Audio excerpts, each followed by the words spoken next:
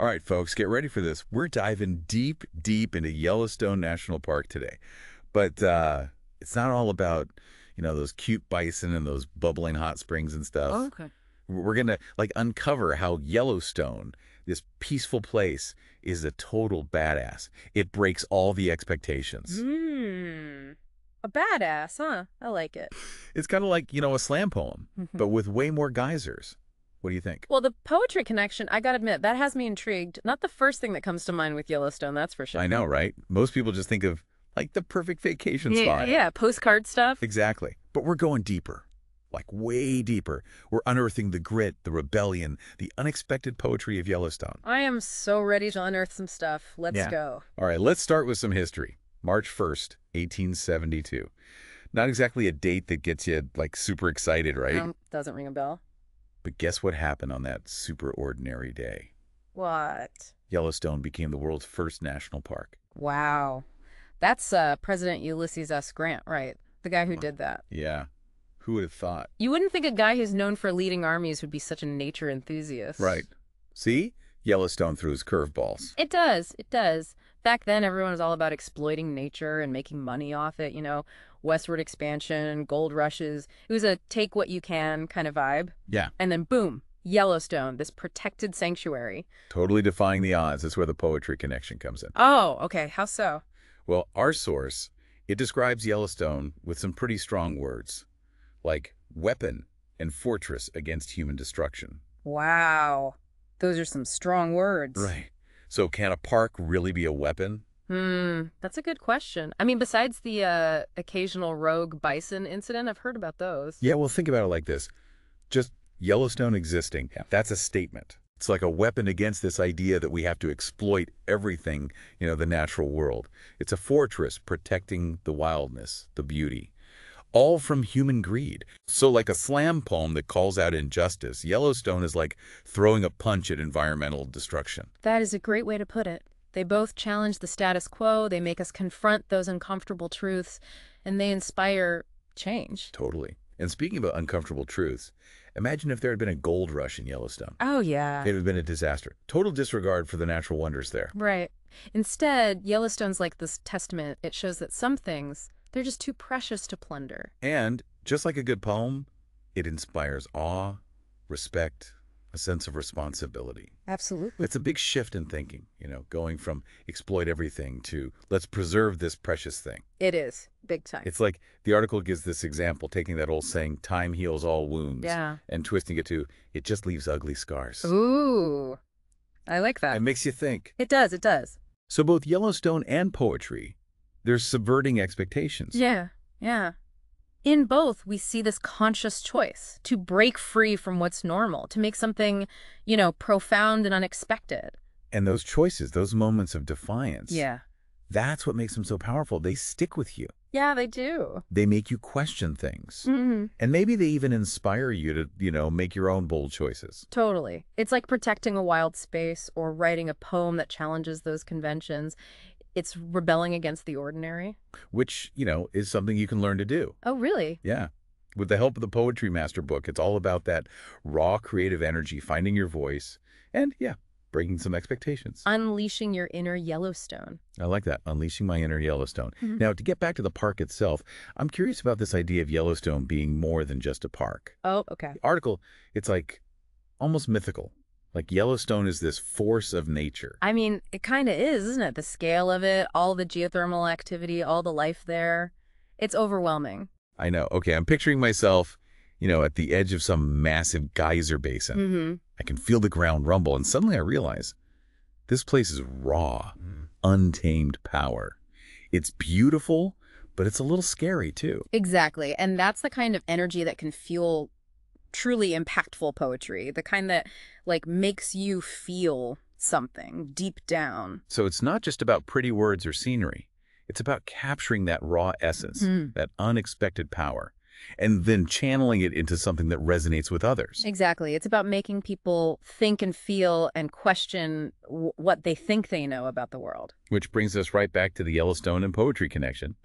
They disrupt our expectations, they shake us out of complacency, and they remind us there's so much more beneath the surface. And that's what I love about these deep dives. We start with something familiar, but then we find all these layers of meaning and connections we never even thought about. Speaking of uncovering layers, the article mentions how Yellowstone's history, it's like intertwined with the history of the U.S. It is. It was seen as this desolate wasteland, and then, boom, it's a national treasure. It really is. And that shows how our values have changed as a society. Like, we've learned to appreciate these natural wonders like Yellowstone, and we can learn to appreciate language and storytelling, too. Now, I gotta ask, this Yellowstone is a fortress thing, is that a little too dramatic? I mean, it's a park, right? It's not like some medieval castle defending against hordes of invaders. Well, remember when they made it a park? The whole idea back then was conquering and exploiting nature, remember? Thorough. Yellowstone went against all that. It was a choice. A choice to protect something wild. So it was a statement, like, hey, we don't have to destroy everything we see. Exactly. And that's a message that is just as important today. We're still trying to find that balance between progress and preserving things. Right. And Yellowstone, it's a reminder that we have a choice. We can choose to protect things. And that takes us back to breaking expectations. Yellowstone broke the expectation that everything wild would be exploited.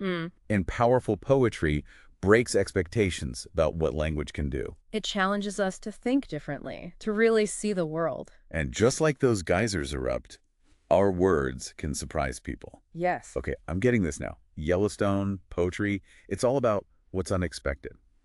The raw power, pushing boundaries, making people feel something. And isn't that what art is supposed to do? Totally. It moves us, challenges us, makes us see things in a new way, like Yellowstone does. Exactly. Who knows, maybe the next time we're at Yellowstone, we'll be inspired to write some amazing poetry. I'm sure we will. And, you know, for those who want to get better at poetry, there's the Poetry Master Book. Right. It's a great resource. So, Yellowstone, it's more than just a national park. It's wildness.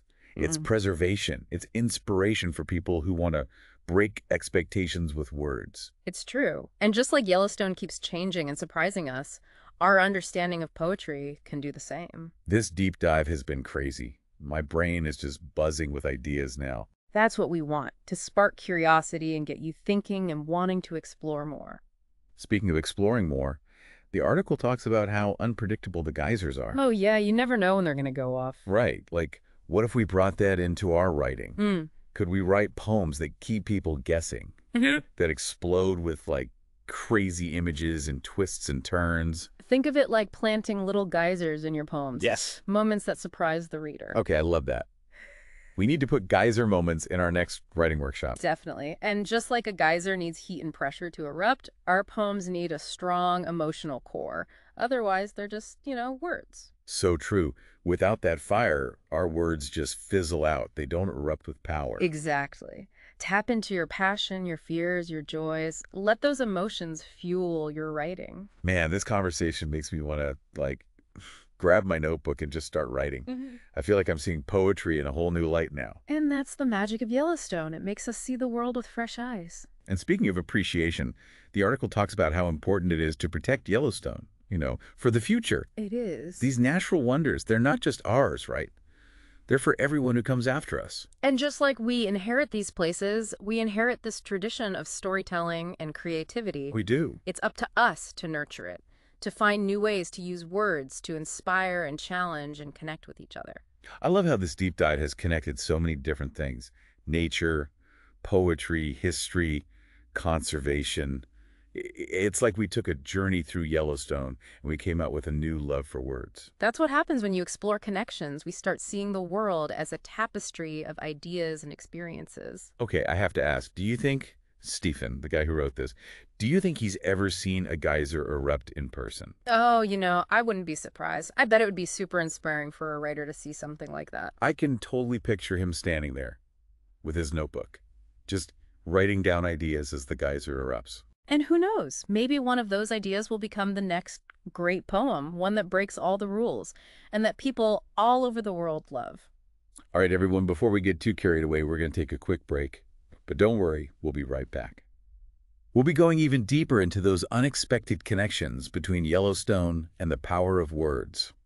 Stay tuned. We've got more surprises coming up. It's funny, the article talks about how Yellowstone's like serene and beautiful, but also has this potential for explosive power. I know, right? One minute you're taking a selfie with an elk, and the next you're like, oh yeah, there's a supervolcano right under me. That's a good point. That unexpected contrast, I think that's what makes Yellowstone so interesting. Yeah.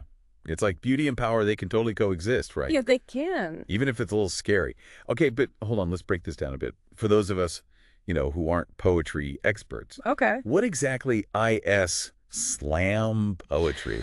And how does it connect to all this Yellowstone stuff? Oh, that's a great question. Slam poetry, it's all about the performance. It's raw, emotional, and it often uses, vivid imagery and wordplay. It's like poetry with a megaphone. Okay, so are you saying we should all be writing poems about supervolcanoes?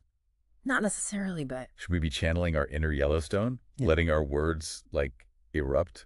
Well, I mean, I wouldn't rule out a supervolcano poem, but the point is you want to tap into that raw energy, right? Yeah. That same unexpected force that you see in both Yellowstone and slam poetry. It's about using language to disrupt, to make the listener feel something. Okay, I'm feeling fired up now. But how do we do that as poets? Is there some secret trick? It's not really about tricks. It's more about being, authentic and vulnerable, drawing on your own experiences, letting your voice come through. Remember, Yellowstone just IS, right. Raw, untamed power. And that's what makes it so captivating. Okay, I like that analogy. Yeah. So we shouldn't be afraid to let loose on the page. Embrace that intensity. Exactly. Don't hold back. And just like Yellowstone attracts people from all over, your words can connect with people on a deep level. This is making me see Yellowstone totally differently. It's not just a beautiful place. It's like a symbol, the power of nature and inspiration for creativity. And that's the beauty of deep dives. We start with something simple, and then we find all these layers of meaning, these connections we never expected. Speaking of uncovering layers, the article talks about how Yellowstone's history is connected to the history of the U.S. Oh, it is. It was seen as a wasteland, and then boom, it's a national treasure. That is a fascinating shift. It shows how our values have changed. We've learned to appreciate these natural wonders, and we can learn to appreciate language and storytelling, too. I'm still stuck on the whole Yellowstone as a fortress thing, though. It feels a little dramatic, Yeah. It's a park, not the Great Wall of China. Well, remember, when they made it a park, it was kind of a radical idea. The whole mindset back then was all about conquering nature, right? Yeah. Yellowstone was different. They chose to protect it, to leave it wild. So as a statement, we don't have to destroy everything for profit. Exactly. And that's something we're still struggling with today. Finding the balance between progress and preservation, Sure. And Yellowstone, it shows us that we do have a choice. This brings us back to breaking expectations. Yellowstone broke the expectation that all wild places would be exploited. And powerful poetry, it breaks expectations about what language can do.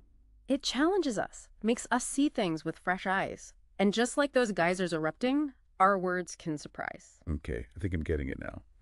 Yellowstone, poetry, it's about what's unexpected, the raw power. It's about pushing boundaries and making people feel something. And that's what art is all about, right? Totally. It moves us, challenges us, makes us see things in a new way. Like Yellowstone. Exactly. And who knows, maybe the next time we're Yellowstone, we'll get inspired to write some amazing poetry. I'm sure you will. And hey, for anyone who wants to improve their poetry skills, don't forget about the Poetry Master book. Right. It's full of great advice and techniques. Okay, so to sum up, Yellowstone is more than a park. It's about wildness. It's about preservation. It's about inspiration for those who want to break expectations. Well said. And just like Yellowstone is always changing and surprising us, our understanding of poetry can do the same. This deep dive has been so wild. I have so many new ideas. That's what we love to hear, to spark your curiosity, get you thinking, and make you want to explore more. Speaking of exploring, the article talks about how unpredictable the geysers are. You really never know when they're going to erupt. I know, right? It made me think, what if we did that in our writing? Could we write poems that keep the reader guessing? Poems that explode with crazy images and twists? You could. Think of it like putting little geysers in your poems, Surprises for the reader. Okay, yes, I love that. We should do geyser moments in our next writing workshop. Definitely. And just like a geyser needs that heat and pressure, our poems need a strong emotional core. Otherwise, they're just words on a page. Totally. They just fizzle out without that fire. Exactly. So, tap into your passions, your fears, your joys, Let all of that fuel your writing and watch your words take off. This is making me want to grab my notebook right now. I'm seeing poetry in a whole new way. That's the magic of Yellowstone, right? It makes us see the world with fresh eyes, appreciate the power and the beauty around us. And speaking of appreciation, the article mentions how crucial it is to protect places like Yellowstone, Oh, absolutely. It's crucial. for future generations. These natural wonders, they're not just for us. They're a legacy. We pass them on. Right. And just like we inherit these incredible places, we inherit this tradition of storytelling. Yes, we do. It's our job to take care of it, Yeah. Find new ways to use our words, inspire, challenge, connect with each other. Absolutely. I love how we've connected so many different things in this deep dive. Nature, poetry, history, conservation. It's like we took a trip through Yellowstone and we came back loving words even more. That's the beauty of making connections. We start to see that the world is all these ideas and experiences woven together. Okay, I gotta ask, the guy who wrote this, Stefan, do you think he's ever actually seen a geyser erupt? You know what? I bet he has. It's got to be so inspiring to see something like that. I can totally picture him standing there with his notebook, writing away as the geyser goes off. And who knows, maybe one of those ideas will become this amazing poem, One that breaks all the rules and people everywhere love it. Well, folks, that about wraps it up for our deep dive into Yellowstone. We talked about poetry, volcanoes, and those unexpected twists and turns, just like in Yellowstone. And that's the great thing about exploring, right? You never know where you'll end up. But Yellowstone and poetry, they definitely have more in common than you might think. Absolutely. And if you want to explore poetry more, maybe unleash your own inner Yellowstone, be sure to check out the Poetry Master Book. It's a great resource for anyone who wants to learn more and maybe write that amazing poem. So let's raise a glass, well, not a real glass, but, a Yellowstone, to the power of words and to all the possibilities for creativity. Let your words be as bold and surprising as a geyser, and let your poetry make a difference. And just like Stefan, the author of the article, be creative, be bold, let your inner volcano erupt. Maybe someday we'll see you in Yellowstone, notebook in hand, writing the next great poem. Until then, keep exploring, keep creating, and keep on diving deep. All right, so we've been comparing Yellowstone to like a slam poet, a fortress, and even a supervolcano. But now this article, it calls Yellowstone a volcano in disguise. Are we going overboard with the volcano thing, or is there something more to it? I think it's more than just a cool phrase, It's about surprise. Yellowstone, it's beautiful, but it can be deceiving. You might feel calm looking at those landscapes and all, but underneath, there's this huge power just waiting to be unleashed. That's those tourists who get too close to the bison, right? Exactly. Don't underestimate that power. And as poets, we can learn from that. Okay, how so? We can use words to create those unexpected moments, those shifts that make the audience really pay attention. So we need to be more like geysers. Yeah. Hanging out, all quiet, and then bam! Brilliance. I wouldn't say blow everyone away, but yeah, aim for that surprise. Think about how to use language in a way that makes people think, whoa, I didn't see that coming. I'm seeing a pattern here. Yellowstone, poetry. Yeah. It's all about the unexpected, the raw power, pushing those boundaries, making people feel something, maybe a little uncomfortable, maybe amazed, but definitely not bored. That's what makes art so great, right? It shakes us up, makes us question things, see the world differently. Just like Yellowstone. So are we all like little volcanoes then? Mm-hmm. Just waiting to erupt with creativity? Maybe.